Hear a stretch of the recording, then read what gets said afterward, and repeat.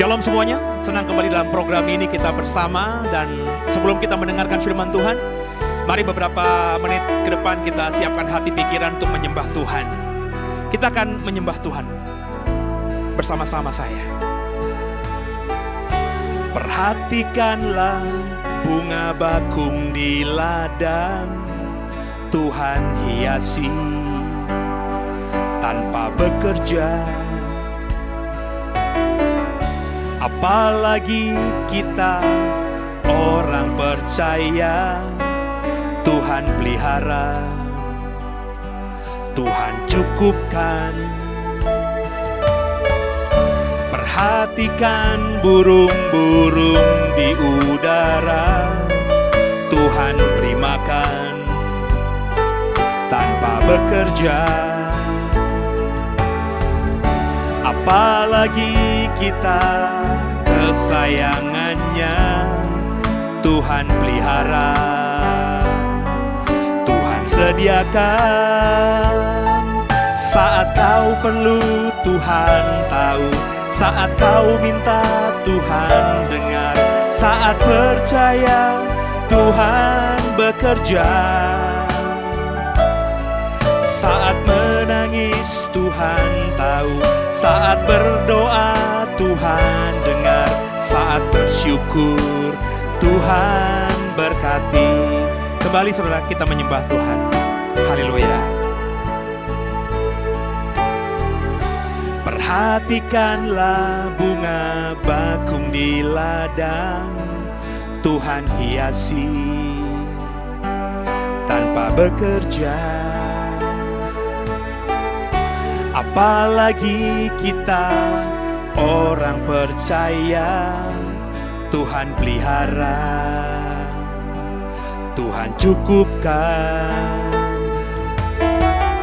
Perhatikan burung-burung di udara, Tuhan beri makan tanpa bekerja. Apalagi kita kesayangannya, Tuhan pelihara, Tuhan sediakan. Saat kau perlu Tuhan tahu, saat kau minta Tuhan dengar, saat percaya Tuhan bekerja. Saat menangis Tuhan tahu, saat berdoa Tuhan dengar, saat bersyukur Tuhan berkati. Saat kau perlu Tuhan tahu, saat kau minta Tuhan dengar, saat percaya Tuhan bekerja. Saat menangis Tuhan tahu, saat berdoa Tuhan dengar, saat bersyukur Tuhan berkati. bersyukur, Tuhan berkati. Saat bersyukur, Tuhan berkati. Mari sembah Dia, saudara. Haleluya. Kami memuji-Mu Tuhan, kami memuliakan-Mu Tuhan. Haleluya. Sebab Allah yang hidup, Allah yang berkuasa, tiada yang seperti-Mu Tuhan. Terpujilah nama-Mu. Haleluya, haleluya. Allah yang heran, Allah yang perkasa, penasehat ajaib kami, Yesus Tuhan. Tiada yang seperti-Mu. Kami memuja-Mu, menyembah-Mu, memuliakan-Mu. Haleluya. Terpujilah nama-Mu Tuhan. Kami sembah, kami agungkan, tinggikan nama-Mu. Haleluya. Terpujilah nama-Mu Yesus. Kami memuliakan-Mu Tuhan. Haleluya. Mari semua dalam hatimu, saudara, berikan pujian penyembahanmu kepada Tuhan. Dia mendengar dan Dia senang akan pujian penyembahan kita. Haleluya. Terpujilah nama-Mu Tuhan. Mari sama-sama kita nyanyikan lagu ini.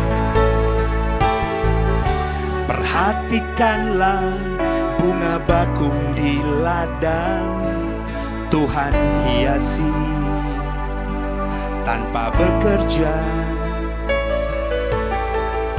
Apalagi kita orang percaya, Tuhan pelihara, Tuhan cukupkan.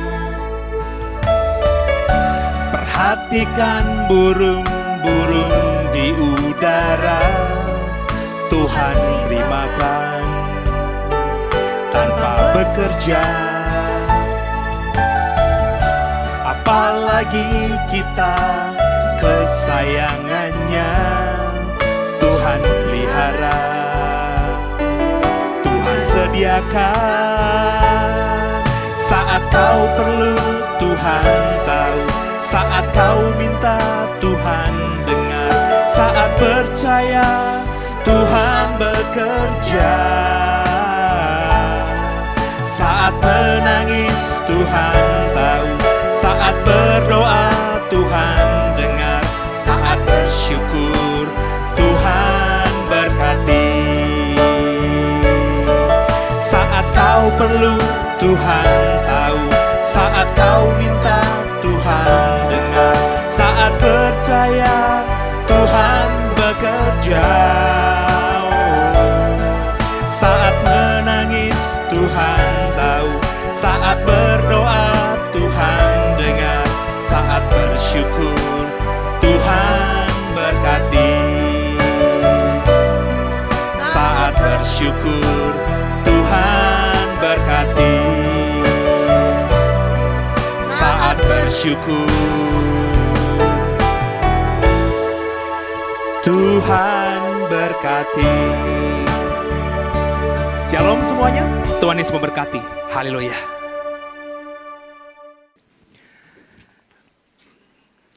Saya selalu mengajar doa dengan kalimat-kalimat yang indah itu baik saja kalau keluar dari hatimu.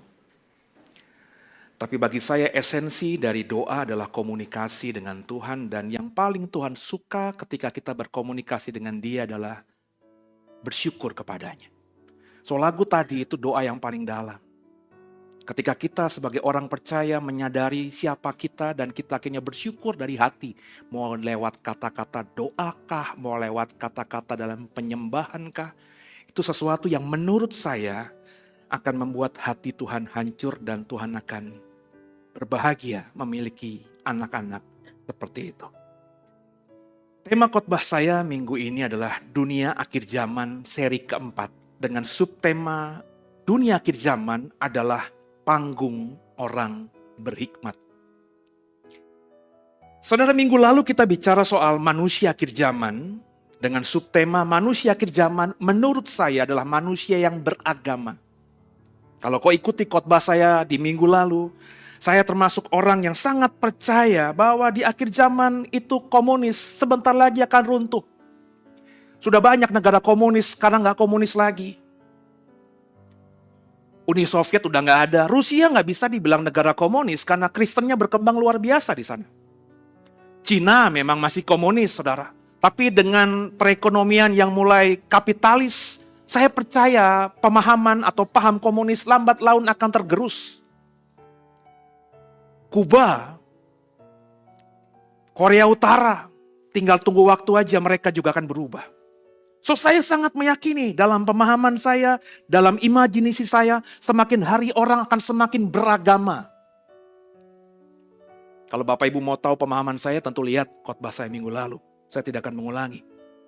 Jadi manusia akhir zaman, orang-orang yang hidup di akhir zaman akan semakin nampak religius, akan tampak beragama.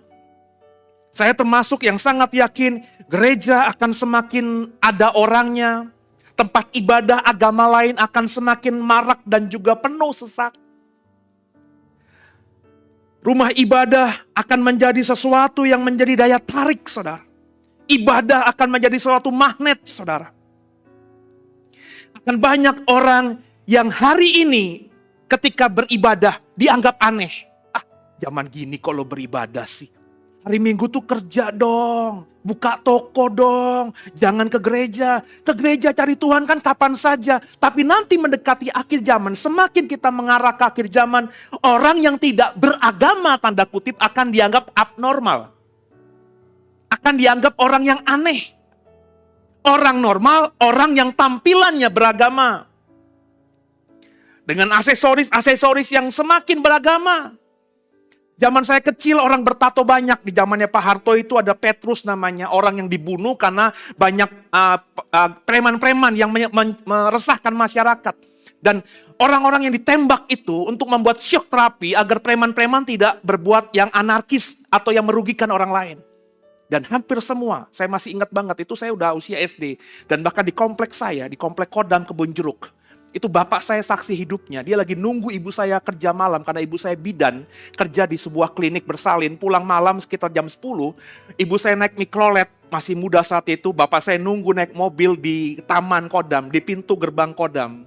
Kemudian ibu saya belum datang, ada mobil masuk. Gak lama kemudian seperti buang sampah, dia balik lagi keluar. Bapak saya ngeliat kok sampah di tengah jalan. Bapak saya yang nunggu di situ. Dan akhirnya bersama dengan ada 1-2 orang yang ada di halte taman itu. Melihat ternyata yang dimasukkan di karung itu ternyata orang, preman dengan tato.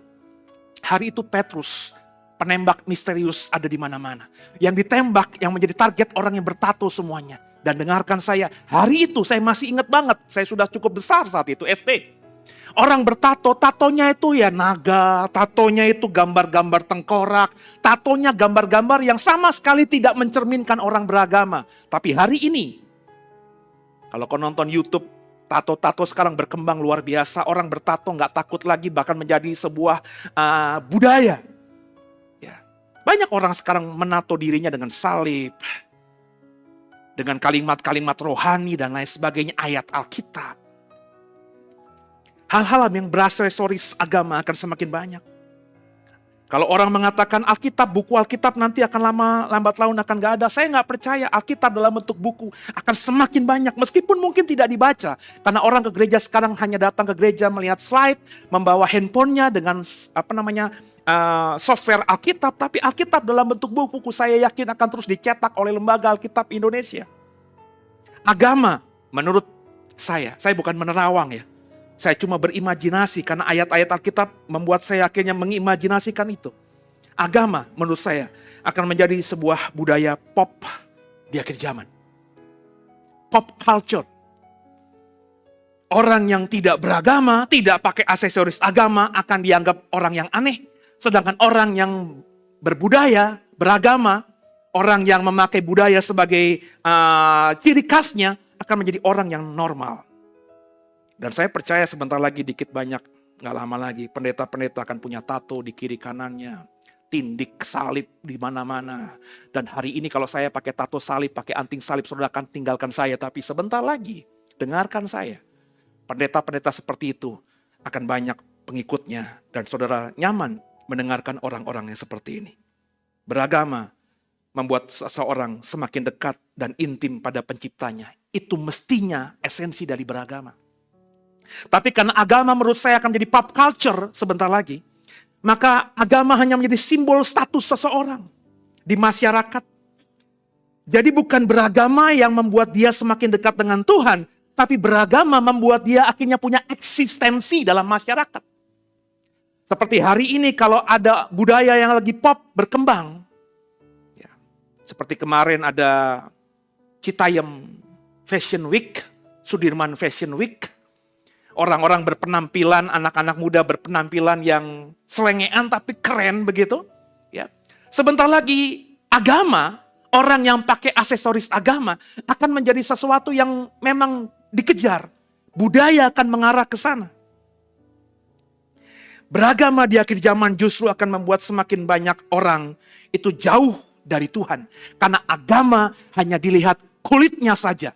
Memakai salib, membawa Alkitab, itu sudah Kristen. Padahal sebenarnya kalau kau dengarkan saya bertahun-tahun ini, saya tidak mengajarkan demikian. Minggu ini, kita akan mau bahas soal dunia akhir zaman. Masih berhubungan dengan seri khotbah manusia akhir zaman di minggu lalu. Jadi hampir 2-3 bulan ini bulan Oktober, bulan terakhir, saya menserikan khotbah selang-seling dunia akhir zaman dengan manusia akhir zaman. Hari ini, temanya dunia akhir zaman, panggung orang berhikmat. Kenapa saya mau mengkhotbahkan ini? Apa pentingnya saya khotbahkan ini kepada saudara? Kenapa saya mengatakan akhir zaman itu panggung orang berhikmat?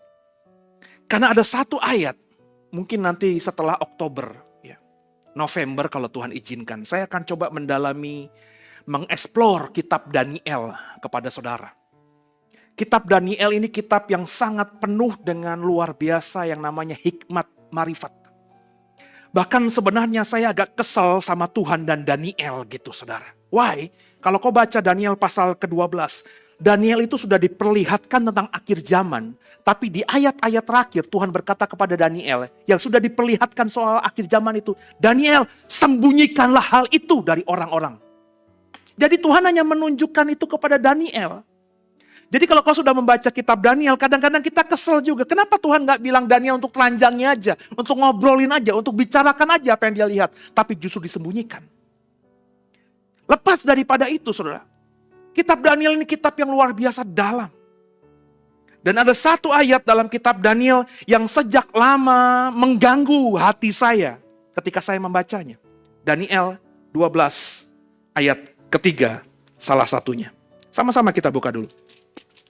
Daniel 12 ayat yang ketiga. Bersama saya, 3-1 ya.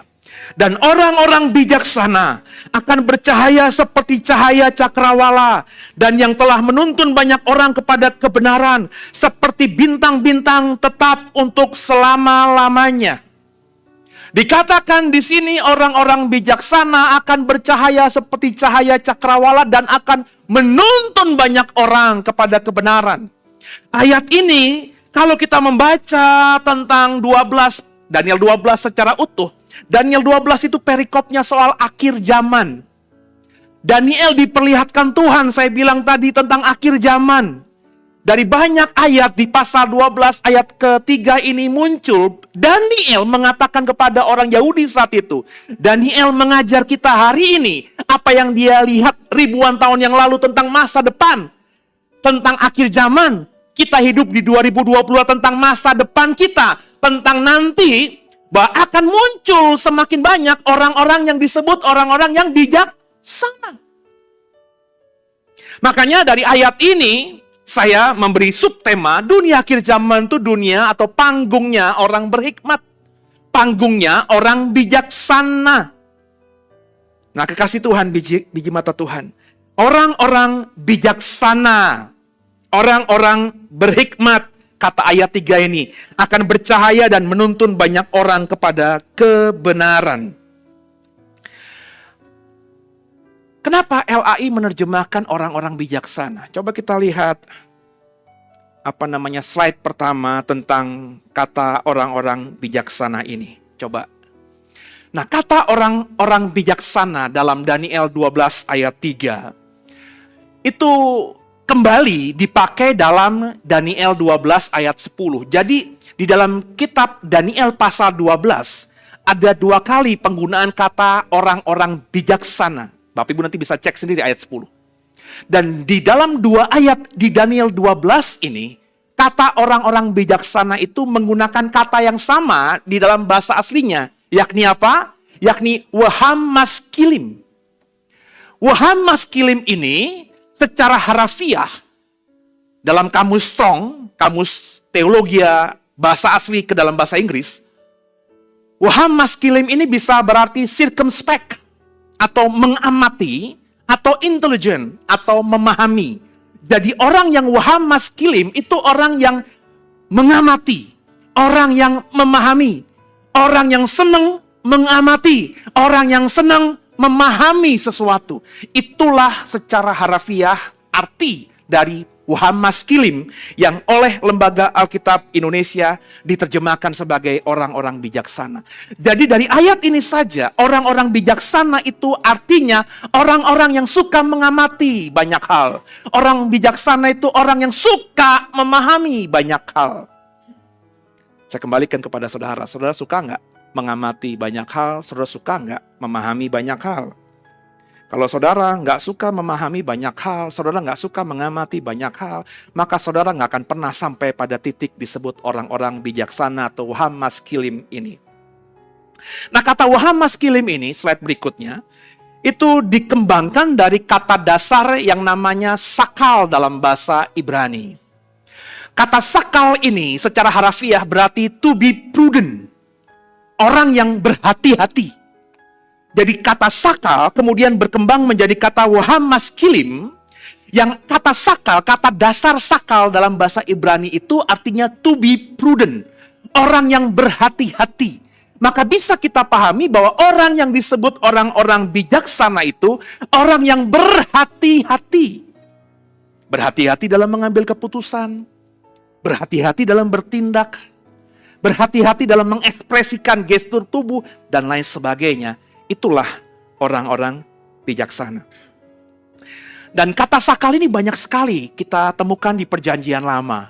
Menariknya, Lembaga Alkitab Indonesia ketika menerjemahkan kata sakal dan kata-kata yang dikembangkan dari kata sakal ini, itu menerjemahkan ke dalam beberapa kata dalam bahasa Indonesia. Secara cepat, saya bisa mengatakan kepada saudara, LAI itu sering menerjemahkan kata sakal menjadi berakal budi. Jadi orang yang sakal, orang yang bijaksana, itu orang yang berakal budi. Sakal juga bisa berarti berhasil. Beberapa ayat kata sakal oleh LAI diterjemahkan berhasil. Jadi orang yang sakal, orang yang bijaksana, itu orang yang berhasil. Kemudian juga memahami, berpengertian, bijaksana, dan masih banyak lainnya. Nah, orang-orang yang berhati-hati inilah nanti yang akan menuntun banyak orang menuju kebenaran. Itu kata Daniel 12 ayat 3. Nah, kekasih Tuhan, biji mata Tuhan. Seperti apa sebenarnya sakal itu? Coba ingat-ingat ya. Sakal. Sakal itu secara harafiah sederhana artinya bijaksana. Seperti apa sih bijaksana menurut Alkitab itu? Nah, kata sakal yang kita temukan di Daniel ini, itu harus kita perhatikan secara konteks. Saya selalu menjadi pengkhotbah yang konsisten menafsirkan Alkitab melihat konteks. Saya nggak pernah cabut ayat, cabut kalimat tanpa memperhatikan konteks, tanpa melihat konteks. Nah, saudara, biji mata Tuhan, kata sakal ini dalam keseluruhan Perjanjian Lama, dari Kejadian sampai Wahyu, itu banyak ditemukan. Dan paling banyak digunakan oleh Mazmur dan pengkhotbah. Mazmur dan pengkhotbah ini adalah kitab syair. Sebagian ditulis oleh Daud dan Salomo tentunya. Nah, dalam kitab-kitab syair, kalimat jadilah bijaksana, bijaksanalah, berhati-hatilah, itu banyak sekali yang semuanya dikembangkan dari kata sakal tadi. Dan di luar dua kitab syair itu, kan kita tahu di Perjanjian Lama ada banyak kitab nabi-nabi. Kitab ketiga yang paling banyak menggunakan kata sakal tidak lain tidak bukan adalah kitab Daniel.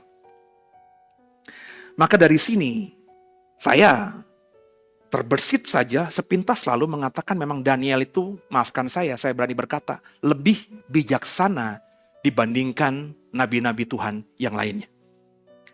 Nah, karena konteks kita Daniel, karena kita tadi sudah menemukan informasi di akhir zaman akan banyak orang-orang bijaksana yang menuntun banyak orang menuju kebenaran, maka kata bijaksana itu harus kita lihat secara konteks, yakni konteks pemikiran, akal, budi, perasaan dari orang yang namanya Daniel.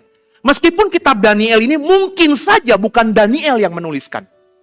Karena ketika kita mendalami Perjanjian Lama, itu banyak sekali yang meragukan bahwa kitab Daniel ini adalah Daniel yang menuliskannya.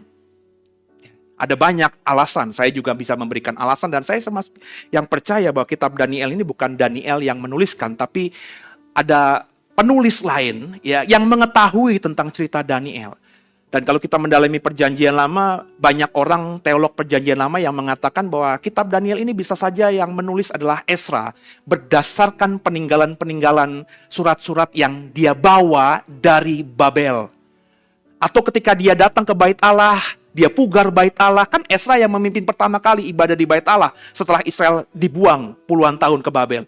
Ketika dia masuk ke Bait Allah, dia bongkar-bongkar Bait Allah yang menjadi sarang penyamun saat itu karena ditinggali oleh orang-orang yang bukan imam. Ketika dibongkar sana, dibongkar sini, ditemukanlah kitab-kitab Perjanjian Lama yang lama. Dan Ezra mulai menyalin ulang dan akhirnya terciptalah kitab Daniel. Mana yang benar kita nggak usah pusingkan di sana. Yang pasti kitab Daniel saya mengimani adalah firman Tuhan. Dan di dalam kitab Daniel ini kata sakal muncul berkali-kali, 9 kali. Sebuah fenomena menurut saya. Ya. Di dalam Perjanjian Lama secara keseluruhan, yang paling banyak menggunakan kata sakal tadi apa saya bilang? Ini darah Yesus baru beberapa menit yang lalu. Mazmur sama Pengkhotbah, itu kitab syair. Di luar dua kitab syair ini, yang paling banyak menggunakan kata sakal adalah kitab Daniel. 9 kali.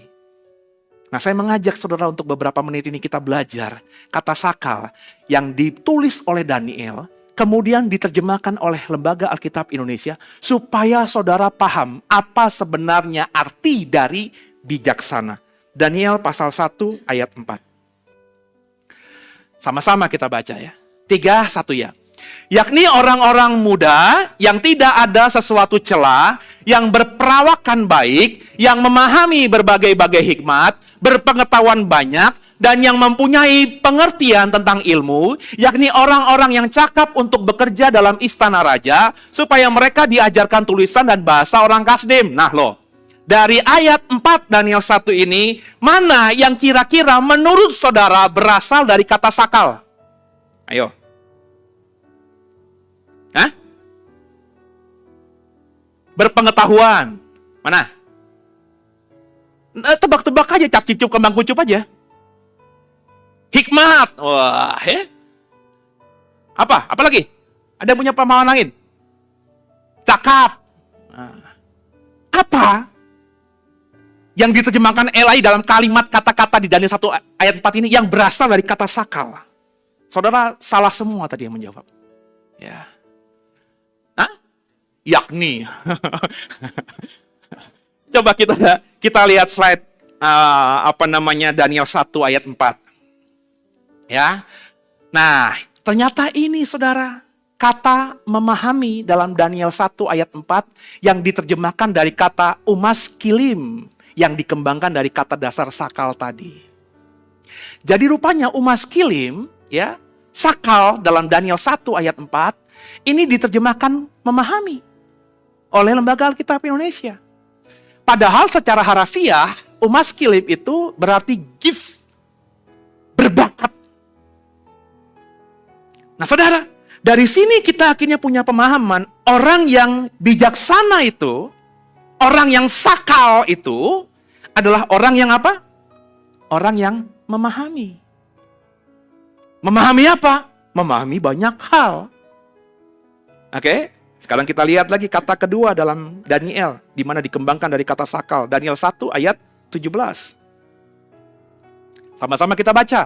3:1 ya. Kepada keempat orang muda itu Allah memberikan pengetahuan dan kepandaian tentang berbagai-bagai tulisan dan hikmat.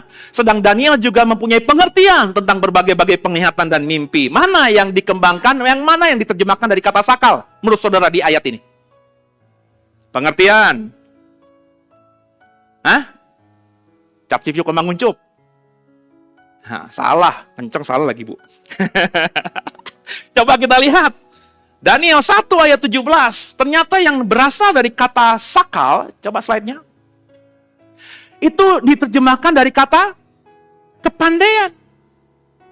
Ya. Kata kepandaian dalam Daniel 1 ayat 17 diterjemahkan dari kata Ibrani wahaskel, yang secara harafiah berarti understanding, berpengertian.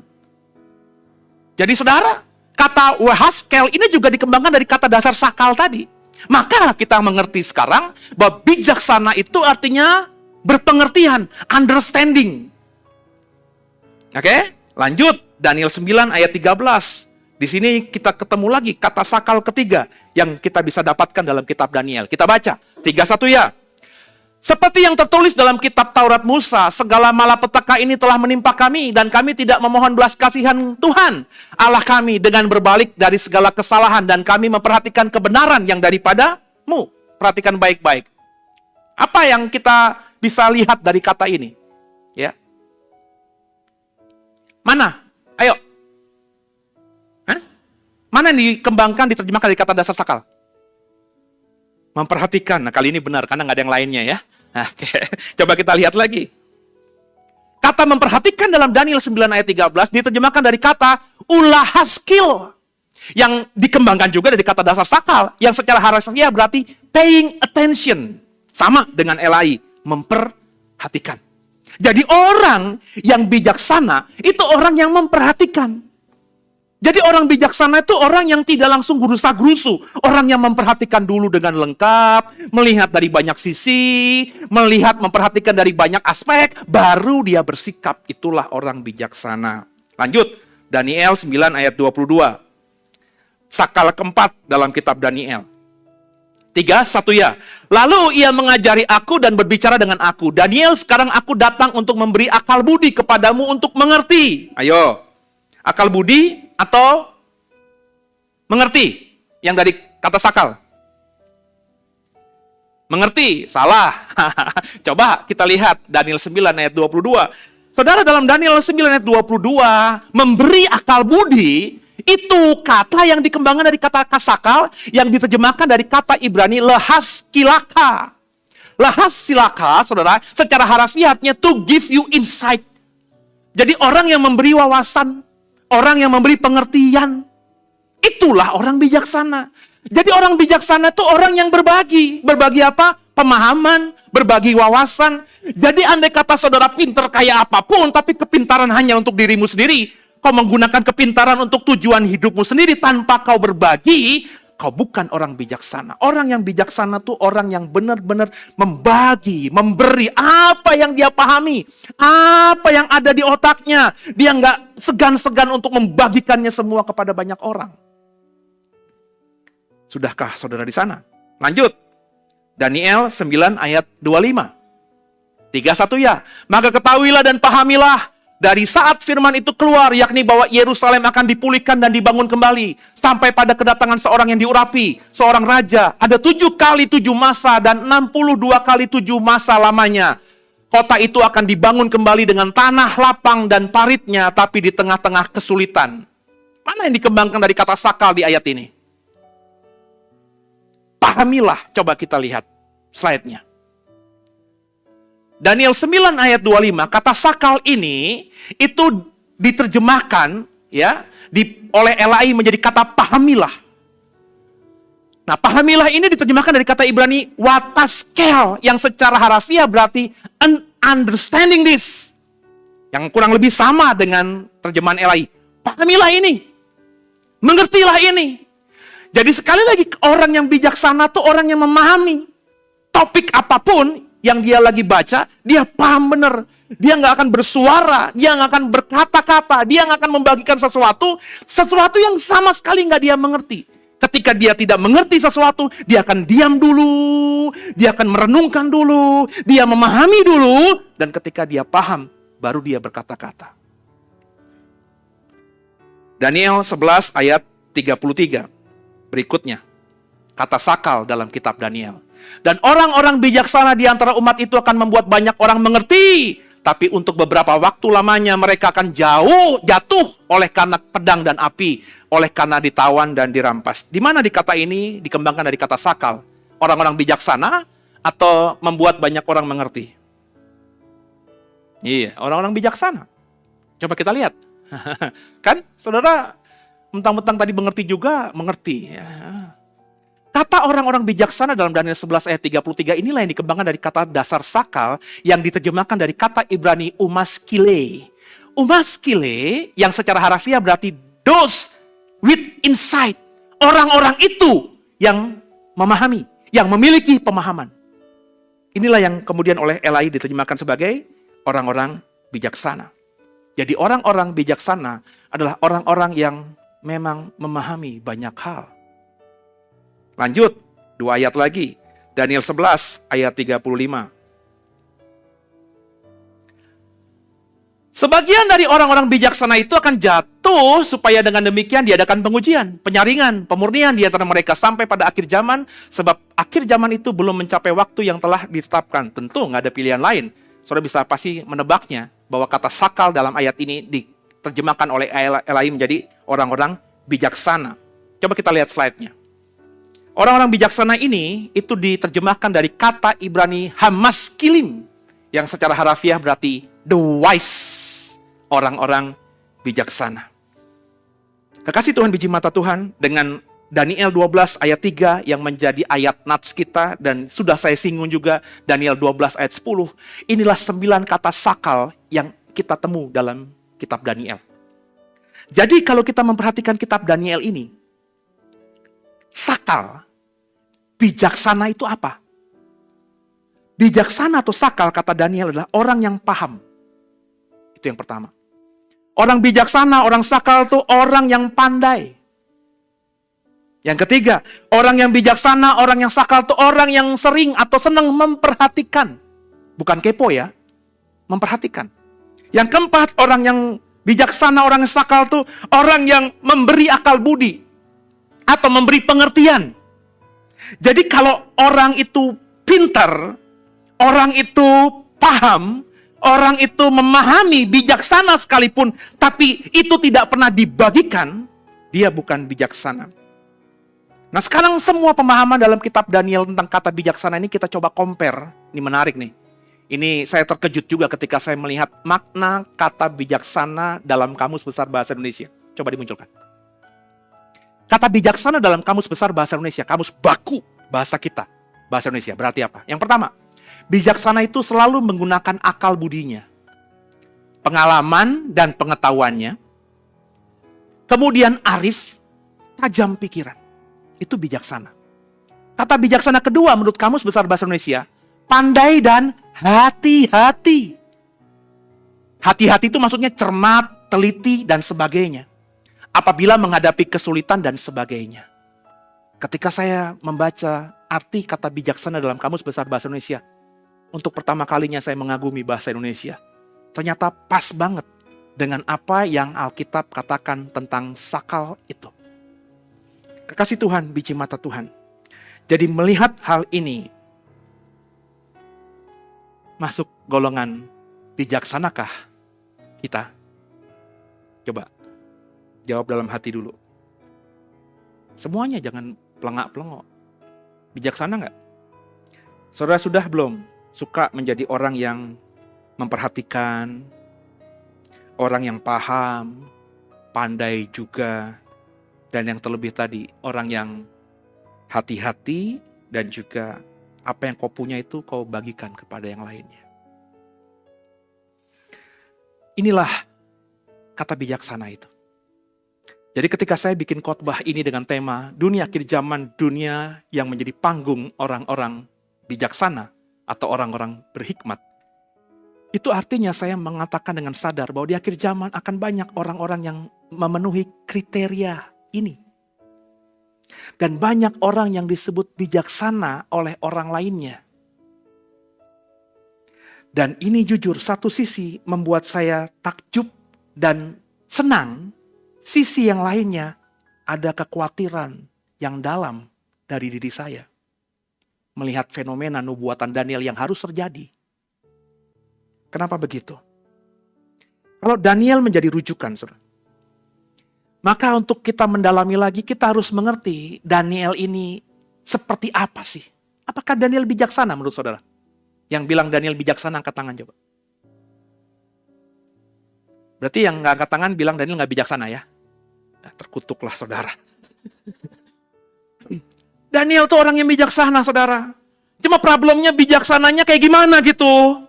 Ini menjadi referensi kita, sehingga ketika saudara nanti bilang sama saya, ih pasnya itu bijaksana ya. Atau saudara bilang sama orang, ih kamu tuh bijaksana ya.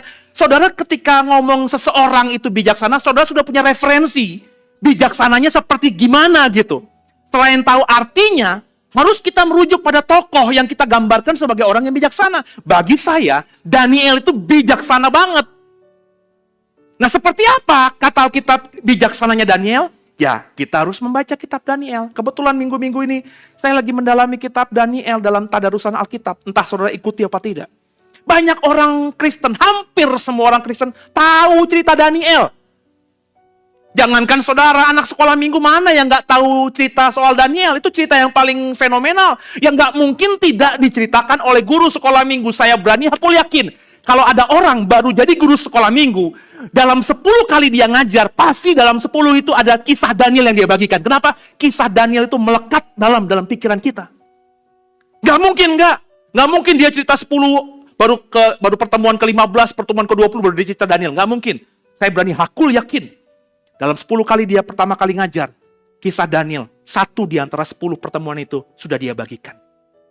Bagaimana Daniel itu bijaksana? Kita buka Daniel pasal yang pertama. Ayat yang ke-19 sampai dengan 20.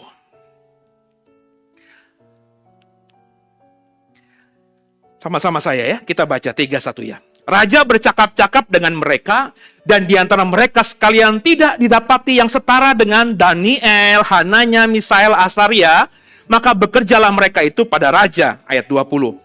Dalam tiap-tiap hal yang memerlukan kebijaksanaan dan pengertian yang ditanyakan raja kepada mereka, kepada 4 orang ini, didapatinya bahwa mereka 10 kali lebih cerdas daripada semua orang berilmu dan semua ahli jampi di seluruh kerajaan.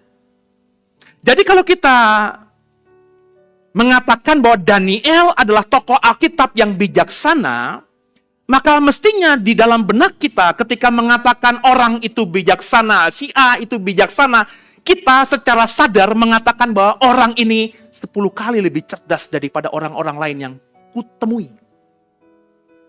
Makanya saya jujur saja ketika memahami ini bertahun-tahun yang lalu, saya nyaris hampir-hampir tidak pernah mengatakan seseorang itu bijaksana atau tidak. Saya kunci mulut saya rapat-rapat. Sebab kalau saya mengatakan ada seseorang bijaksana, itu berarti saya mengenal banget orang ini, dan dari pengenalan saya yang banget terhadap orang ini, saya menilai orang ini 10 kali lebih dari segala-galanya di antara orang-orang pandai, cerdas, berilmu lainnya. Dan saya jujur belum pernah memberikan stempel kepada seseorang, siapapun itu, sebagai orang bijaksana. Karena referensi saya bijaksana ya Daniel ini. Coba kita lanjutkan. 10 kali lebih cerdasnya seperti apa? Daniel pasal 2. Bapak Ibu pasti akan terkejut meskipun sudah sering baca ayat ini. Pasal 2 ayat 1 sampai 7. Saya baca dengan cepat saja ya. Demikian firman Tuhan. Pada tahun yang kedua pemerintahan Nebukadnezar, bermimpilah Nebukadnezar karena itu hatinya gelisah dan ia tidak dapat tidur. Lalu raja menyuruh memanggil orang-orang berilmu, ahli jampi, ahli sihir, para kasdim untuk menerangkan kepadanya tentang mimpinya itu. Maka datanglah mereka dan berdiri di hadapan raja. Kata raja kepada mereka, aku bermimpi dan hatiku gelisah, karena ingin mengetahui mimpi itu. Lalu berkatalah para kasdim itu kepada raja dalam bahasa Aram, ya raja, kekalah hidupmu, ceritakanlah kepada hamba-hambamu mimpi itu, maka kami akan memberitahukan maknanya. Tapi raja menjawab para kasdim itu, Aku telah mengambil keputusan. Yakni jika kamu tidak memberitahukan kepadaku mimpi itu dengan maknanya, maka kamu akan dipenggal-penggal dan rumah-rumahmu akan dirobohkan menjadi timbunan puing. Tapi jika kamu dapat memberitahukan mimpi itu dengan maknanya, maka kamu akan menerima hadiah, pemberian-pemberian, dan kehormatan yang besar daripadaku. Oleh sebab itu beritahukanlah kepadaku mimpi itu dengan maknanya. Ayat 7. Mereka menjawab pula, silakan tuanku raja menceritakan mimpi itu kepada hamba-hambamu ini. Maka kami akan memberitahukan maknanya. Jawab raja, aku tahu benar-benar bahwa kamu mencoba mengulur-ulur waktu. Karena kamu melihat bahwa aku telah mengambil keputusan. Yakni jika kamu tidak dapat memberitahukan mimpi itu, maka kamu akan kena hukuman yang sama. Dan aku tahu bahwa kamu telah bermufakat untuk memberitahukan kepadaku hal-hal yang bohong dan busuk. Ya, sampai keadaan berubah. Oleh sebab itu ceritakanlah kepadaku mimpi itu, supaya aku tahu bahwa kamu dapat memberitahukan maknanya juga kepadaku. Bapak Ibu baca ayat ini? Paham nggak maksudnya apa? Yang diingatan kita, aku yakin 90% orang di sini. Itu ketika ingat cerita Daniel, saya konfirmasi kepada istri saya kemarin. Saya tanya ini, Yang, lo tahu cerita Daniel kan? Tahu. Tapi nggak lupa lah kalau detil-detilnya, tapi tahu lah. Kenapa dia disebut bijaksana? Saya bilang gitu. Ya, dia bisa menafsirkan mimpi raja. Dan aku yakin, saudara ingat cerita itu. Tapi bukan itu sebenarnya yang disebut dengan bijaksananya Daniel di ayat yang kita baca ini. Kan gini ceritanya. Nebukadnezar bermimpi, galau hatinya, bingung, ngeri. Apa artinya? Karena kegalauan ini dia kumpulkan semua orang berilmu yang bisa menafsirkan mimpi. Di seluruh kerajaannya, semua datang. Terus raja bilang gini, aku bermimpi dan buat hatiku galau. Maka kalian semua, jelaskan mimpiku itu apa, berikut maknanya. Kalau kalian gak bisa, kupenggal kalian, rumahmu akan kurobohkan. Tapi kalau kalian bisa, akan kuberikan yang terbaik buat kalian. Semua orang berilmu itu kaget. Karena logikanya, yang normalnya, biasanya, raja bilang begini, aku bermimpi kemarin, ada rusa digigit kelinci. Artinya apa? Kalau seseorang sudah menceritakan mimpinya, ditanyakan kepada orang lain, dengarkan saya, orang lain itu bisa jawab kalau dia berakal budi. Saya ingat zaman saya SD, yang seusia saya kira-kira udah umur 40-an ke atas, angkat tangan coba. Oh, masih muda-muda, 20-an tahun semuanya di sini ya. Pak Yusak kan gue tahu, lu seangkatan sama gue. Nggak tahu sama apa tidak badungnya dengan saya dulu. Zaman saya SD, itu ada togel. Nggak ngerti togel di sini ya? Judi tebak-tebakan. Itu saya masih ingat banget kalau saya nongkrong di tempat tongkrongan ya. Terus togel itu kan saat itu ya dibilang diberantas juga kagak karena faktanya bandarnya banyak banget. Terus tiba-tiba ada teman, wah gua mimpi kelinci digigit harimau. Langsung tuh orang bisa bilang, wah misalnya ya, kelinci itu 12, harimau itu 15, maka pasang 12-15 di togel. Karena ada buku primbonnya, saudara. Ini semua lugu semuanya di sini. Nggak pernah lihat buku tafsir mimpi itu? Ya coba ke Gramedia lah, masih ada dijual itu. Ya, jadi orang kalau mimpi apa, itu sudah ada bukunya. Maka orang-orang berilmu tuh pasti datang ketika dia tahu raja sedang bermimpi dan minta tahu apa arti mimpinya. Terlebih mereka punya pengalaman. Kalau mereka bisa menafsirkan mimpi raja, mereka dapat hadiah. Tapi raja tuh nggak bodoh. Nebukadnezar tuh raja keren, Pak. Bayangin, dia belum lama memerintah seluruh wilayah Mesopotamia, wilayah Afrika, wilayah Asia, sampai ke Yerusalem. Itu dikuasai oleh Babel. Dia merasa, kok setiap aku mimpi, orang-orang pintarku bisa ngertiin ya. Gampang banget ya. Tapi dia juga tahu, kok yang ditafsirkan mereka tentang mimpiku nggak jadi kenyataan ya. Nah raja kan nggak goblok-goblok amat. Makanya pas mimpi ini, dia bilang gini, Enggak. Gue tahu lo ngulur-ngulur waktu lo. Lo tahu kan mau gue penggal kan? Perintah gue begini. Lo jelasin mimpi gue apa? Cari artinya. Mateng gak saudara? Kira-kira saya datang sama Pak Yusak nih. Pak Yusak, gue semalam mimpi. Ayo mimpi gue apa? Pak Yusak, gila lo pasti. Yang mimpi lo masa suruh gue caranya kalau saya nanya, Pak Yusak saya mimpi begini, kira-kira artinya apa? Itu kan wajar ya. Dalam percakapan suami istri kadang-kadang sering gitu, gue mimpi ini artinya apa ya? Tapi kalau ketemu orang, saudaralah datang ke saya, Pak Se, saya bermimpi yang buat saya kemarin hampir panas dingin, Pak Se. Oh ya? Apa mimpinya? Nggak gitu Pak Se, nebak dulu mimpi saya apa.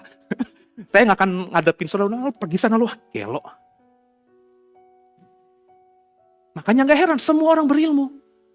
Kalau kita baca, lanjut ayat bacanya ya, ayat 10 ya. Ini kata para kasdim ini. Ayat 10 sampai dengan ayat 12. Para kasdim itu menjawab raja. Perhatikan begini. Tidak ada seorang pun di muka bumi yang dapat memberitahukan apa yang diminta Tuanku Raja. Dan tidak pernah seorang raja, bagaimanapun agungnya dan besarnya kuasanya, telah meminta hal sedemikian dari seseorang berilmu atau seorang ahli jampi atau seorang kasdim. Apa yang diminta Tuanku Raja adalah terlalu berat. Dan tidak seorang pun yang dapat memberitahukannya kepada Tuanku Raja. Selain daripada dewa-dewa yang tidak berdiam di antara manusia. Maka Raja menjadi sangat geram, murka karena hal itu. Lalu dititahkan nyala untuk melenyapkan semua orang bijaksana di Babel. Lah apa yang dipikirkan orang bijaksana ini kan yang logikanya.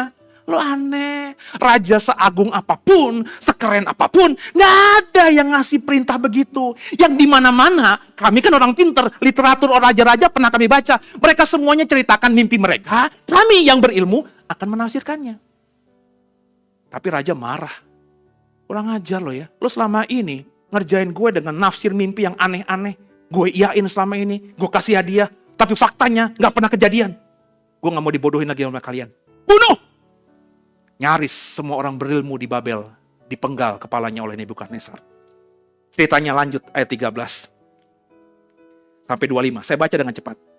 Ketika titah dikeluarkan supaya orang-orang bijaksana dibunuh, maka Daniel dan teman-temannya pun terancam akan dibunuh. Lalu berkatalah Daniel yang dengan cerdik dan bijaksana kepada Ariok, pemimpin pengawal raja yang telah pergi untuk membunuh orang-orang bijaksana di Babel itu. Katanya kepada Ariok, pembesar raja itu, mengapa titah yang begitu keras ini dikeluarkan oleh raja? Lalu Ariok memberitakan hal itu kepada Daniel. Maka Daniel menghadap raja dan meminta kepadanya supaya ia diberi waktu untuk memberitakan makna itu kepada raja. Kemudian pulanglah Daniel dan memberitakan hal itu kepada Hananya, Misael, Asaria, teman-temannya. Dengan maksud supaya mereka memohon kasih sayang kepada Allah semesta langit mengenai rahasia itu. Supaya Daniel dan teman-temannya jangan dilenyapkan bersama-sama orang-orang bijaksana yang lain di Babel. Maka rahasia itu disingkapkan kepada Daniel dalam suatu penglihatan malam. Lalu Daniel memuji Allah semesta langit. Berkatalah Daniel, terpujilah nama Allah dari selama-lamanya sampai selama-lamanya. Sebab daripada dialah hikmat dan kekuatan. Dia mengubah saat dan waktu. Dia memecat raja, mengangkat raja. Dia memberi hikmat kepada orang bijaksana dan pengetahuan. Kepada orang yang berpengertian. Dialah yang menyingkapkan hal-hal yang tidak terduga dan yang tersembunyi. Dia tahu apa yang ada dalam gelap dan terang pada waktunya. Dan terang ada padanya. Ya Allah nenek moyangku, kupuji, kumuliakan engkau. Sebab engkau mengaruniakan kepadaku hikmat, kekuatan, dan telah memberitakan kepadaku sekarang apa yang kami mohon kepadamu. Engkau telah memberitakan kepada kami hal yang dipersoalkan raja. Sebab itu, pergilah Daniel kepada Ariok yang telah ditugaskan raja untuk melenyapkan orang-orang bijaksana di Babel. Maka pergilah ia, serta berkata kepadanya demikian. Orang-orang bijaksana di Babel itu jangan kau lenyapkan raja. Bawalah aku menghadap raja, maka aku akan memberitakan kepada raja makna itu. Ayat 25. Ariok segera membawa Daniel menghadap raja dan berkata kepada raja demikian. Aku telah mendapat dari antara orang-orang buangan Yehuda yang dapat memberitakan makna itu kepada raja. Dan seterusnya ayat ini bisa kau baca. Daniel bisa tahu mimpi raja. Pada raja sama sekali tidak bersuara setitik pun tentang apa yang dimimpikannya. Gelo nggak saudara? Kenapa saya bilang di antara semua tokoh hebat yang saya kagumi di perjanjian lama, saya berani berkata Daniel lah yang paling bijaksana. Karena nggak pernah ada orang lain sepanjang perjanjian lama yang bisa mengetahui ini. Yang bisa melakukan hal ini. Daniel bukan cuma pinter menafsirkan mimpi, Pak. Daniel juga bisa menebak mimpi seseorang dan tepat tebakannya. Inilah yang dimaksud 10 kali lebih cerdas dari orang berilmu. Kalau pintar itu banyak, bijaksana sedikit. Cerdas itu banyak, tapi bijaksana sedikit. Orang yang paham sesuatu banyak, Orang yang mengerti sesuatu banyak. Tapi sedikit di antara yang hebat-hebat itu yang disebut bijaksana. Standar bijaksana dalam kitab Daniel itu seperti itu, Pak. Maka saya berani berkata, untuk mengatakan saya bijaksana, untuk mengatakan saudara bijaksana, kalau ukurannya Daniel, standarnya tinggi, sukar untuk dicapai. Jadi bukan cuma sekedar menerjemahkan mimpi, tapi bisa tahu mimpi seseorang. Berapa banyak, atau begini pertanyaan saya, pernah nggak ketemu orang yang begini? Saya dalam pelayanan saya yang udah belasan tahun, hampir 20 tahun ini, menemukan orang yang bisa menafsirkan mimpi banyak. Banyak pendeta, rekan-rekan pelayan saya yang kalau jemaatnya ada orang Kristen tanya pada dia, Pak saya mimpi begini-gini, kira-kira artinya apa ya? Dia bisa tuh menjawabnya A, I, U, E, O, A, I, U, E, O. Apa susahnya? Saya sudah tahu kitab Daniel ini. Maka saya berani ngomong di mimbar ini. Selama saya jadi pendeta, nggak pernah sekalipun kalau ada orang nanya kepada saya, dan itu sering kali, Pak saya mimpi ini, artinya apa? Terus saya bilang, artinya begini, gini. Nggak pernah. Kenapa? Pertama, saya meskipun bisa ngarang-ngarang arti mimpi itu apa. Wong saya udah belasan tahun jadi pendeta, pengalaman ada dong. Tapi saya nggak dapat sesuatu dari Tuhan untuk mengatakan hal itu. Maka jawaban saya berkata begini, Pak, Bu, yang mimpi itu Bapak Ibu loh. Kalau saya jadi Bapak Ibu, daripada kau menanyakan kepada orang, belum tentu benar. Kalau kau yakin mimpi itu dari Tuhan, tanyakan artinya langsung kepada Tuhan. Nanti Tuhan akan bicara lewat suara hatimu, lewat apa yang sedang kau pikirkan. Biasanya begitu, kalau saya begitu. Tapi meskipun begitu, ada banyak teman-teman saya yang gak begitu. Karena sekali lagi, apa sulitnya sih kalau Bapak datang ke saya, Pak Seno, saya ada dalam tempat yang gelap sekali, Pak. Itu kayaknya, seingat saya dalam mimpi itu saya tersekat, jalan terseok-seok. Tiba-tiba saya lihat di ujung jalan tuh ada terang. Terus saya melihat burung merpati, Pak, menghampiri saya. Tapi belum sampai ke saya udah terbangun, Pak. Artinya apa, Pak? Gampang saya. Oh itu artinya saudara akan hidup susah nanti. Tapi percayalah kalau kau terus mengandalkan Tuhan, nanti kau akan lihat jalan keluar dari Tuhan. Tapi nanti sebelum berkat itu, campur tangan Tuhan itu datang kepada kita, ya harus kita waspada. Jangan sampai kita akhirnya melewati itu atau tidak sigap. Sehingga berkat yang Tuhan siapkan buat kita itu akhirnya nggak kita dapatkan. Makanya kamu terbangun. Itu arti mimpi dari tidurmu. Kira-kira saudara kalau saya jawab begitu gimana? Buat ini Pak Pendeta, berhikmat. Kagak, gue ngarang aja. Apa susahnya begitu? Makanya saya kadang-kadang, sorry ya, saya gak merendahkan pendeta hamba Tuhan lain. Saya kadang-kadang geli aja gitu, lihat teman-teman saya seperti itu mempertontonkan pelayanan model begitu.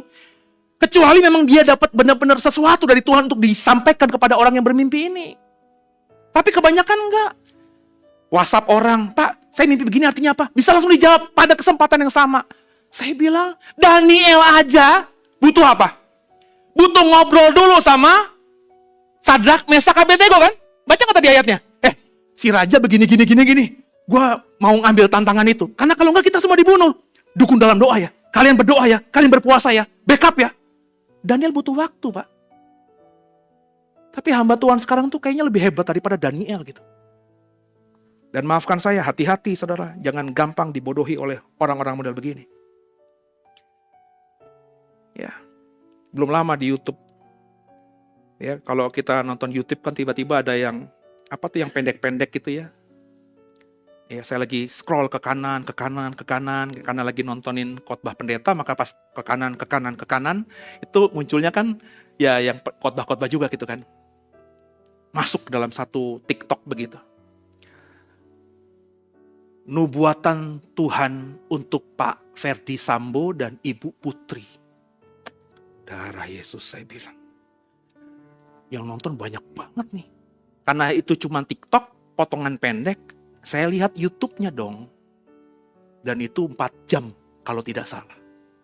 Dan yang nonton tuh puluhan ribu. Saya dalam hati, kok Ada orang nonton beginian ya. Lepas dari saya nggak kenal siapa hamba Tuhan itu. Tapi saya mau ngomong sama saudara ya. Kalau Tuhan memang benar-benar mau bernubuat untuk Pak Ferdi Sambo dan Ibu Putri yang sedang dalam masalah karena dituduh melakukan hal yang tercela, maka Tuhan kalau mau bicara itu kepada hamba Tuhan, Tuhan akan pakai hamba Tuhan yang dekat dengan Pak Ferdi. Sekarang Pak Ferdi dalam tahanan, kira-kira boleh nggak secara hukum dia megang handphone? Tolong dijawab dulu. Nggak boleh, teorinya nggak boleh loh. So kalau ada hamba Tuhan dapat nubuatan untuk disampaikan kepada Pak Ferdi Sambo dan dia upload di YouTube-nya, kira-kira sampai nggak kepada Pak Ferdi? Nggak mungkin sampai, saudara. Jadi mestinya Tuhan akan pakai hamba Tuhan atau siapapun yang dekat dengan Pak Ferdi bisa masuk ke dalam akses di penjara tempat Pak Ferdi sekarang ini ditahan untuk menyampaikan pesan Tuhan supaya beliau mungkin bertobat atau apalah gitu. Tapi ada yang kayak gini gitu. Logika saya aja gak masuk. 4 jam kalau gak salah itu di YouTube itu. Dan yang nonton puluhan ribu. Saya tadarusan Alkitab, membaca Alkitab cuma setengah jam. Yang nonton 200 aja udah alhamdulillah loh. Saya jujur-jujur iri, saudara. Satu sisi iri, satu sisi dongkol, satu sisi bertanya, kok banyak orang Kristen yang gampang dibodohi sama kayak ginian gitu loh, saudara. Lepas dari apapun itu nggak masuk akal saya. Dan lagi kalau di YouTube itu apa urgensinya disampaikan di YouTube? Orang itu jelas-jelas nubuatan Tuhan untuk Pak Ferdi. Berarti kan spesifik untuk beliau dong. Ngapain di-upload? Ya gimana ya, saudara? Makanya saya khotbah ini. Dan banyak orang yang bilang, saya cek, scrolling ke bawah, komen-komen orang-orang itu. Wah, diberkati pelayanannya ya, luar biasa dipakai Tuhan ya. Saya cekakak cekike dalam hati, dipakai Tuhan. Saya hakul yakin, roh saya berkata, bukan dari Tuhan hal yang seperti itu. Nah, bagaimana Daniel mendapatkan sakal itu, bijaksana itu? Kenapa dia bisa 10 kali lebih cerdas daripada orang-orang berilmu di sepanjang Babel? Dan ingat ya, dikatakan Alkitab di seluruh Babel. Dan itu bukan bicara mengenai Babel saja, tapi juga berikut kerajaan-kerajaan dan bangsa-bangsa yang sudah ditaklukkan Babel. Semua orang berilmu itu dikumpulkan di Babel. Babel, Nebukadnezar menaklukkan Yehuda, orang yang pinternya dibawa ke Babel. Babel menaklukkan Asyur misalnya, orang pinternya Asyur diboyong ke Babel. Jadi seluruh orang pintar di dunia saat itu kumpul di Babel. Dan gak ada yang bisa menjawabnya, cuma Daniel. Makanya dikatakan Alkitab Daniel 10 kali lebih cerdas daripada semua orang itu. Pertanyaannya, how come? Bagaimana Daniel seperti itu? Pernah gak bertanya, kenapa Daniel bisa bijaksananya seperti ini gitu? Gelo banget gitu. Makanya saya bilang tadi, kalau ukuran bijaksananya kita kitab Daniel, gak bisa kayaknya kita sampai ke sana. Gak bisa kita menandingi Daniel itu. Karena tingginya bijaksananya Daniel menurut saya. Kenapa Daniel bisa begitu? Kuncinya bagi saya di Daniel 1 ayat 3 sampai ayat 17. Saya baca dengan cepat di menit-menit terakhir ini. Saya baca ya buat saudara ya. Ayat 1, pasal 1 ayat 3 sampai 17. Lalu raja bertitah kepada Aspenas, kepala istananya, untuk membawa beberapa orang Israel yang berasal dari keturunan raja, dari kaum bangsawan, yakni orang-orang muda yang tidak ada suatu cela, yang berperawakan baik, yang memahami berbagai hikmat, berpengetahuan banyak, dan mempunyai pengertian tentang ilmu, yakni orang-orang yang cakap bekerja dalam istana raja, supaya mereka diajarkan tulisan dan bahasa orang-orang Kasdim. Dan raja menetapkan bagi mereka pelabur setiap hari dari santapan raja, dari anggur yang biasa diminumnya. Mereka harus dididik selama 3 tahun dan sesudah itu mereka harus bekerja pada raja. Di antara mereka itu, berarti bukan cuma Daniel doang, ada banyak sekali. Di antara mereka itu, ada juga beberapa orang Yehuda, yakni Daniel, Hananya, Misael, Asaria. Pemimpin pegawai istana itu memberi nama lain kepada mereka. Daniel dinamanya Belsasar, Hananya dinamai Sadrak, Misael dinamanya Mesak, Azaria dinamanya Abednego. Daniel berketetapan untuk tidak menajiskan dirinya dengan santapan raja dan dengan anggur yang biasa diminum raja. Dimintanyalah kepada pemimpin pegawai istana itu supaya ia tidak usah menajiskan dirinya. Maka Allah mengaruniakan kepada Daniel kasih dan sayang dari pemimpin pegawai istana itu. Tapi berkatalah pemimpin pegawai istana itu kepada Daniel, Aku takut kalau tuanku raja yang telah menetapkan makanan dan minumanmu berpendapat bahwa kamu kelihatan kurang sehat daripada orang-orang muda lain yang sebaya dengan kamu. Sehingga karena kamu, aku dianggap bersalah oleh raja. Kemudian berkatalah Daniel kepada penjenang yang telah diangkat oleh pemimpin pegawai istana untuk mengawasi Daniel, Hananya, Misael, dan Azaria. Adakanlah percobaan dengan hamba-hambamu ini selama 10 hari, dan biarlah kami diberikan sayur untuk dimakan dan air untuk diminum. Sesudah itu bandingkanlah perawakan kami dengan perawakan orang-orang muda yang makan dari santapan raja. Kemudian perlakukanlah hamba-hambamu ini sesuai dengan pendapatmu. Didengarnyalah permintaan mereka itu, lalu diadakan percobaan dengan mereka selama 10 hari. Setelah lewat 10 hari, ternyata perawakan mereka lebih baik dan mereka kelihatan lebih gemuk daripada semua orang muda yang telah makan dari santapan raja. Kemudian penjenang itu selalu mengambil makanan mereka dan anggur yang harus mereka minum, lalu memberikan sayur kepada mereka. Kepada keempat orang muda itu, Allah memberikan pengetahuan dan kepandaian tentang berbagai-bagai tulisan dan hikmat, sedang Daniel juga mempunyai pengertian tentang berbagai-bagai penglihatan dan mimpi.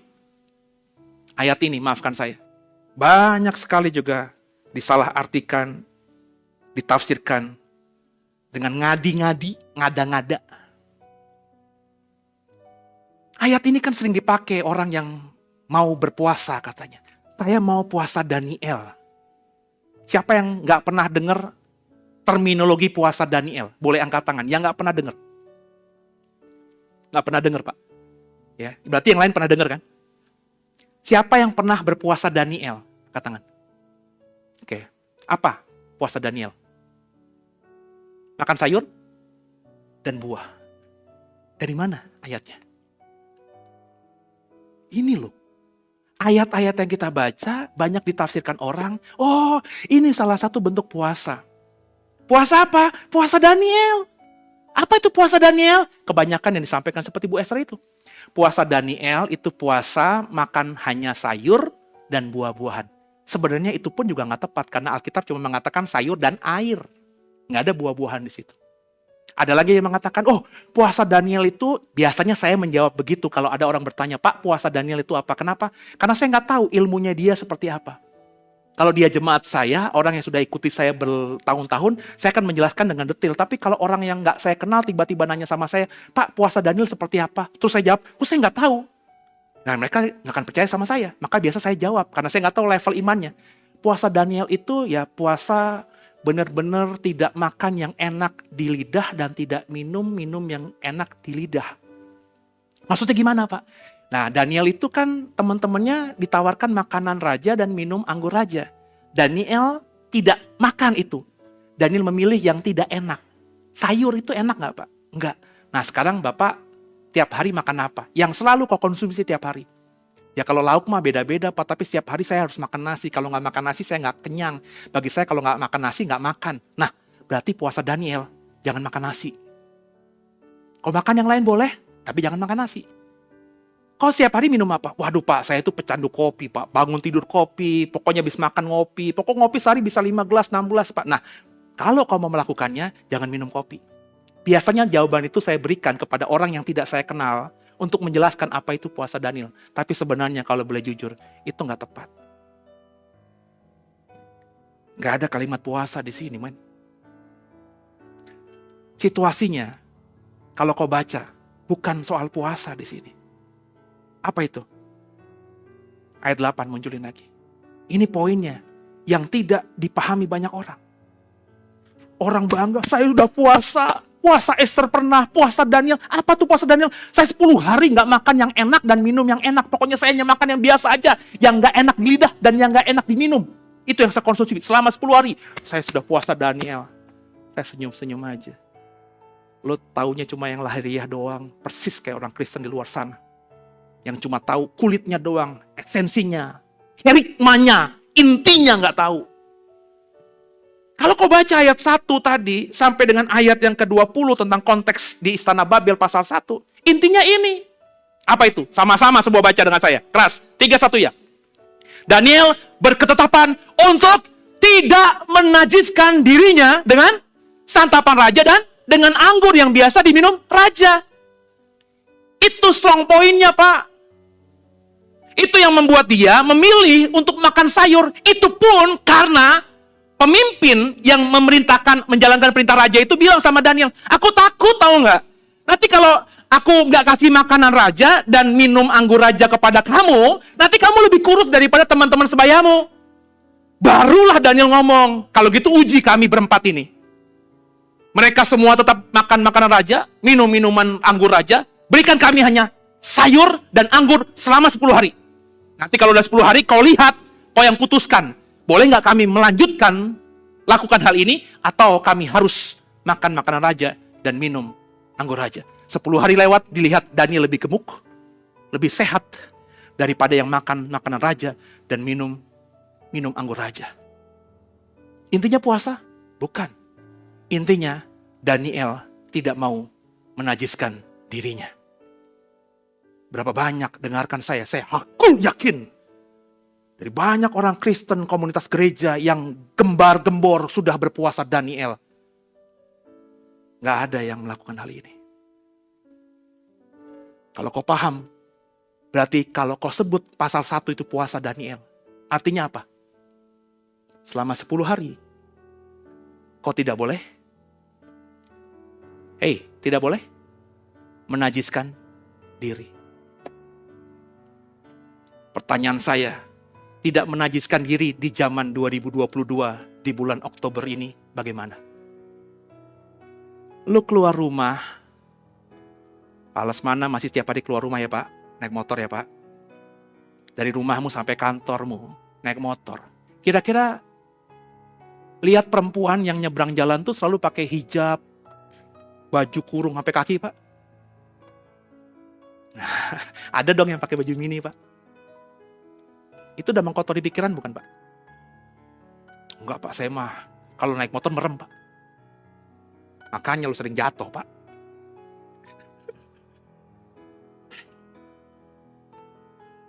Saya nih pendeta. Sering ngajak anak saya ke mall, kalau ada film bagus pasti nonton. Pas lagi nonton, kami selalu tanya Silvi, kalau nonton itu pasti nonton, orang-orang belum datang, kami kalau udah dibuka langsung duduk. Jadi orang yang masuk ke bioskop tuh kelihatan, kami duduknya selalu di atas. Gak tahu Silvi tuh kalau milih bioskop pasti di A mulu gitu loh. Supaya bisa ngeliatin semuanya. Jadi orang yang datang tuh gue lihat semuanya. Dan anak-anak muda yang ke bioskop kira-kira pakai sarung gitu. Kagak. Ada cewek-cewek yang udelnya kemana-mana, keteknya kemana-mana. Kira-kira gue yang di atas gitu, mentang-mentang ada istri, anak-anak terus, darah Yesus, kira-mana gitu. Enggak, gue liatin juga kan. Masuk pikiran gak? Ketika mereka duduk berdua pacaran, waduh, ini ngapain nih, jangan-jangan bikin film sendiri nih. Pikiran kotor gak? Bisa gitu. Tidak menajiskan diri dengan hal itu. Kalau saudara tidak mau menajiskan diri di tahun-tahun ini, di masa ini, maka bagi saya terjemahannya gampang. Saudara ke hutan, 10 hari kau di hutan, tidak punya akses apapun, menanggalkan handphone, menanggalkan semua media sosialmu, kau datang ke hutan yang tidak ada jaringan apapun, sendirian. Kalau bagi saya, lu mau makan apapun di situ silahkan, tapi kau benar-benar tidak menajiskan dirimu. Gak ngomongin orang, gak pengen tahu urusan orang. Kira-kira sanggup? Kalau sanggup, yuk kita bikin puasa Daniel. Nanti tinggal siapa yang sering ke hutan gitu. Hutan mana yang aman, yang gak ada genderuwonya, yang gak ada setannya. Sebab kalau ada setannya juga kita gak bisa mengkuduskan diri dong. Waduh, parno nih. Waduh, setan. Udah najis pikiran kita. Tapi berapa banyak orang yang puasa Daniel seperti itu? Jadi Daniel itu kenapa bijaksana, Pak? Karena Daniel memang berkomitmen sejak awal tidak mau menajiskan dirinya. Makanya Tuhan sayang sama dia. Diberikan hikmat luar biasa. Dan Daniel itu dari pasal 1 sudah menjadi tangan kanannya Nebukadnezar. Nebukadnezar mati, diganti anaknya Belshazzar. Daniel tetap menjadi orang terdekatnya Belshazzar. Belshazzar mati, kerajaan Babel hancur, muncul kerajaan Media, rajanya Darius. Darius ketika jadi raja di kerajaan yang berbeda, kerajaan Media, Daniel tetap menjadi orang yang paling pandai cerdas. Darius mati, Media hancur, muncul kerajaan berikutnya, kerajaan Persia. Raja terkenalnya Cyrus atau Kores, saudara. Daniel di pasal 12 juga menjadi orang yang dipercaya sama Kores. Artinya sepanjang hidupnya Daniel ketika pertama kali dia dibuang ke Babel, menjadi pegawai di istana Babel, menjadi kasimnya Nebukadnezar, dia terus menjaga kekudusan hidupnya. Tidak menajiskan dirinya. Sehingga zaman boleh berganti, pemerintahan boleh berganti. Bijaksananya Daniel terus konsisten sampai matinya. Berapa banyak orang-orang yang seperti ini yang pernah kau temukan di dunia ini. Jadi kekasih Tuhan, ukuran bijaksana itu seperti itu. Meskipun sulit, tapi Daniel mengatakan di pasal 12 ayat 3 nanti di akhir zaman nanti akan banyak orang-orang yang sakal seperti aku. Orang yang bijaksana itu bukan cuma paham satu hal. Kalau kau menganggap pase itu paham Alkitab ya, jago ya tentang Alkitab ya, dengarkan saya. Kalau saya hanya jago Alkitab saja, nggak jago bisnis, nggak jago pengetahuan umum, nggak jago hal-hal lain, saya masih jauh dari ukuran berhikmat. Ih, pasti IQ-nya luar biasa ya, IP-nya aja 6,9. Padahal IP kan maksimal 4 ya, saking pinternya saya 6,9 gitu.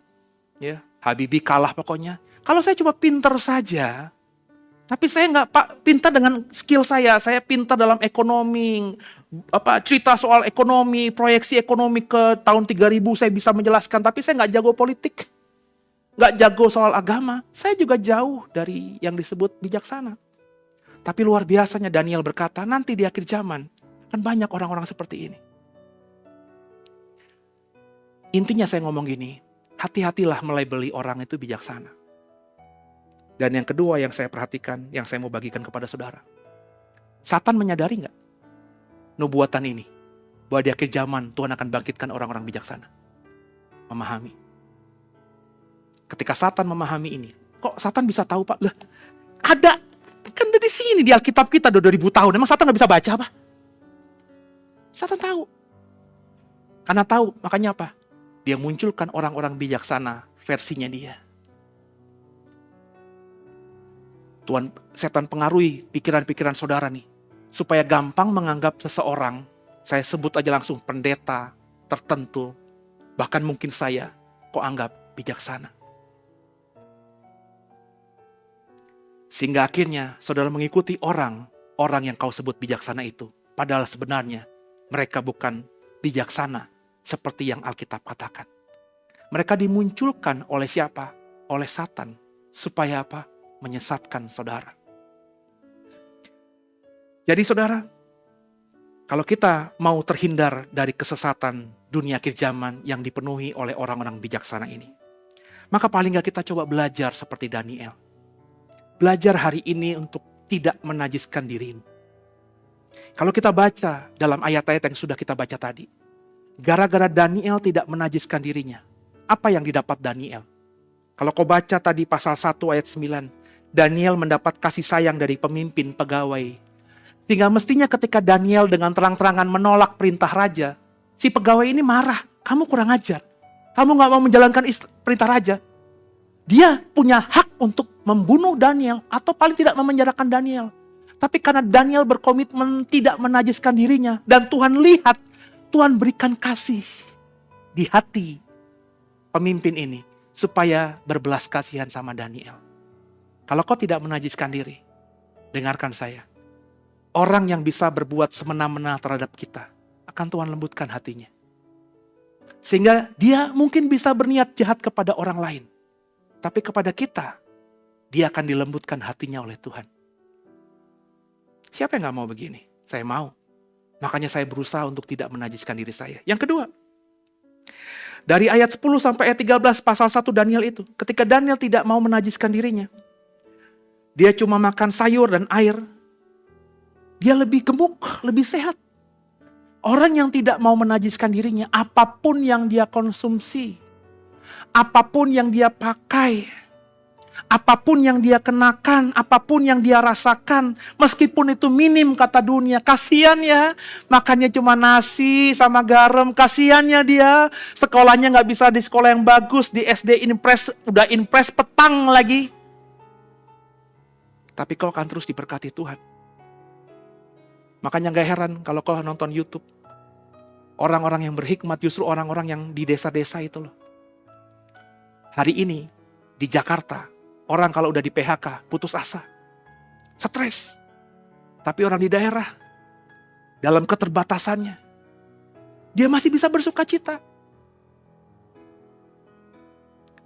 Saya kemarin lihat YouTube seseorang, karena sekarang saya emang di YouTube sih, random aja gitu saya lihat. Ada seorang petani upahan, gak punya sawah. Suatu waktu dia hanya punya duit sekitar 150.000. Terus dia berpikir, gue kalau nyewa sawah dengan 150.000 gak bisa. Beli benih aja gak bisa, apalagi sewa sawah. Gimana dong? Dia punya rumah peninggalan orang tuanya. Tanahnya di kampung meskipun tidak besar, tapi tentunya jauh lebih besar daripada rumah kita. Di kampung orang punya tanah 1000 meter, hal yang biasa. Maka dia potong pohon bambu, dia bikin kandang, dia beli ayam. Dia gak mampu beli ayam yang sudah siap untuk bertelur. Dia beli ayam yang kecil, anak ayam. 1 jantan, 4 betina. Dengan 150.000 itu bisa dia buat kandang dan beli anak ayam. Cara ngasih makan anak ayamnya dia gak bisa beli makan buatan pabrik. Dari sisa-sisa makanannya dia bagi ke ayam. Dia potong pohon-pohonan, daun-daunan yang biasa ditemukan di sepanjang rumahnya. Dia cincang-cincang, dia kasih ayamnya. Ayamnya tiba-tiba ya beberapa bulan jadi ayam yang segar, besar. Dan akhirnya bisa bertelur. Dari 3 induk, 1 jantan. Setiap bertelur bisa 10. Dia gak punya mesin tetas. Dia telurkan, dia tetaskan, ya normal, ayam yang ngerem. Gak semuanya menetas. Tapi dari yang ditetaskan itu, dia besarkan lagi, akhirnya bisa dia jual. Singkat cerita, dia bisa beli mesin penetas. Ketika sudah punya mesin penetas, ketika musim bertelur berikutnya, telurnya bisa langsung dimasukkan ke mesin penetas, sehingga semuanya menetas dengan bagus. Itu dia kerjakan berbulan-bulan dengan kesederhanaan, sampai sekarang dia punya peternakan ayam yang luar biasa. Sorry, orang Jakarta, orang yang tinggal di kota, punya spiritnya begitu? Enggak. Kalau sudah di PHK, enggak punya uang, kiamat. Mati aja. Kekasih Tuhan, biji mata Tuhan. Tantangan akhir zaman berat. Maka saya berharap saudara menjadi orang-orang yang bijaksana. Kerjakan apa yang Daniel kerjakan. Maka saudara akan diberikan luar biasa.